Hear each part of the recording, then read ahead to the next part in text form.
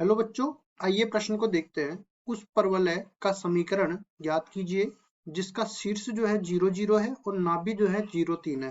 प्रश्न को हल करने से पहले इसकी मुख्य अवधारणा के बारे में चर्चा कर लेते हैं। मुख्य अवधारणा मुख्य अवधारणा में देखो, हम लोग कोई भी परवलय है उसका समीकरण निकालते कैसे हैं। जैसे मान लो कि कोई इस तरह से परवलय दे रखा है, यहाँ पे ये इसका शीर्ष आ गया और ये इस तरफ अपनी नाभि आ गई।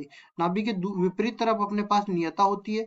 परवलय पर कोई बिंदु ले लेते हैं P, जिसका निर्देशांक हम लोग इस तरह से मान लेते हैं यहाँ पे कि x1 y1, और पर जो नियता है उसका समीकरण हम लोग अपनी तरफ से मान लेते हैं ax plus B Y plus C बराबर में 0। इसी तरह जो नाभि है उसके निर्देशांक मान लेते हैं x2 y2।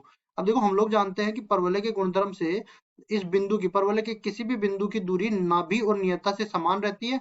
मतलब यहाँ पे लंब का पाद मान लेते हैं m के बराबर, तो pm बराबर में pf के बराबर हो जाती है। pm बराबर में pf। अब देखो, यहाँ से हम लोग बिंदु की रेखा से दूरी निकालते हैं। ax1 plus B y1 plus सी, नीचे भाग लग जाएगा a का वर्ग प्लस b का वर्ग, इस पूरे का वर्गमूल और पूरे का मापांक। इधर देखो, दो बिंदुओं के बीच की दूरी निकालते हैं। x2 माइनस में x1 पूरे का वर्ग प्लस y2 माइनस में y1, इस पूरे का वर्ग और पूरे का वर्गमूल। अब देखो, वर्गमूल हटाने के लिए हम लोग वर्ग कर देते हैं। इसी तरीके से हम लोग सवाल को हल करते हैं। यहाँ पे देखिए, पहले तो हम लोग इसको लिखते हैं, यहाँ पे बना लेते हैं। मान लिया कि ये अपना परवलय बन गया, ठीक है जी, ये अपना परवलय बन गया। इसके बाद इसमें बोला है कि इसका शीर्ष दे रखा है 0 0, मतलब ये मान, ये बिंदु का मान हमें दे रखा है 0 0, और क्या दे रखी है इसमें, नाभि। नाभि दे रखी है यहाँ पे कितना, 0 0 3, 0 3 यहाँ पे नाभि दे रखी है। उसके बाद आगे बढ़ते हैं तो नियता इसके दूसरी तरफ रहती है, और जितनी दूरी पर शीर्ष से नाभि रहती है उतनी दूरी पर ये नियता रहती है। तो 3 इकाई ये दूर है, तो 3 इकाई इधर से दूर रहेगी। और ध्यान रहे, इसमें देखो केवल एक ही निर्देशांक परिवर्तित हो रहा है।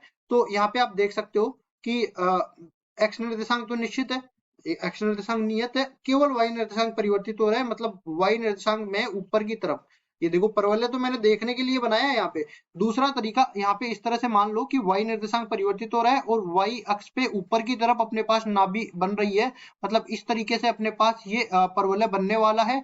इसका देखो मानक परवलय है, तो 0 3 यहाँ पे अगर ये नियता, ये नाभि बन गई, तो नीचे अपने पास x y बराबर, सॉरी y बराबर में -3 जो रेखा आएगी वो अपने पास नियता वाली रेखा आएगी। और इसको तो मैं दो तरीकों से निकाल सकता हूँ। पहला तरीका तो अपने जो मुख्य उदाहरण में बताया है कि बिंदु से नाभि की दूरी और बिंदु से नियता की दूरी ये दोनों बराबर आने वाली है। तो यहाँ से क्या करेंगे, देखो नियता का समीकरण y प्लस 3 बराबर में 0 भी होने वाला है। तो यहाँ से करेंगे ये कि y प्लस 3, यहाँ पे कोई बिंदु मान लेंगे P जिसके निर्देशांक x y है, तो y प्लस 3 तो ऊपर रह जाएंगे, नीचे रह जाएगा 1, 1 का वर्गमूल लेंगे, इस पूरे का मापांक लेंगे, और ये आ गया अपने पास pm के बराबर।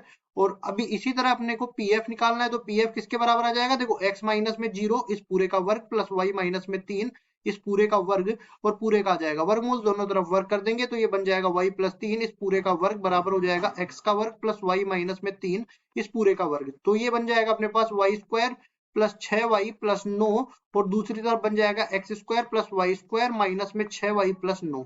अब इसको आगे सरल करते हैं, तो देखो y स्क्वायर से y स्क्वायर कट जाएगा, इधर रह जाएगा अपने पास x स्क्वायर, 9 से 9 कट जाएगा, और ये 6y दूसरी तरफ जाएगा तो ये 12y के बराबर आ जाएगा। अब देखो, ये तो अपने पास हो गया पहला वाला तरीका। दूसरा वाला तरीका भी यहाँ पे लगा देते हैं।